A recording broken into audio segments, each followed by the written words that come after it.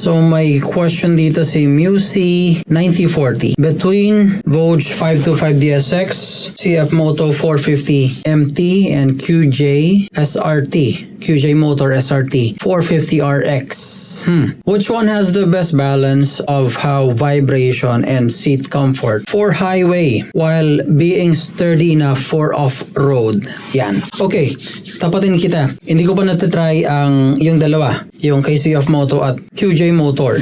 Now, pagdating sa highway, well, masasabi ko na si Vogue 525 DSX, mahusay yan. Ginamit natin ng Boss Ironman yan. For almost 24 hours, performance okay na okay, hindi tayo nagka-problema. Matulin din, we were running around mga, basta hindi ko nasasabihin. Kasi medyo overspeeding tayo nun eh. But there was that point only, hindi naman sa, sa national road, sa expressway na yon. I can tell you, kung sa highway, malakas ng 525 DSX. And probably baka unahan pa nito yung dalawa. Now, pagdating sa off-road, mukhang lalamang yung dalawa kasi the implementation ng dalawa, yung CF Moto 450 MT, tapos SRT 450 RX, both pang off-road yan. In fact, pati yung itsura, kitang-kita mo na talaga na pang off-roading yan eh. So mukhang dun siya lalamang. Yung dalawang yon lalamang kay 525 DSX.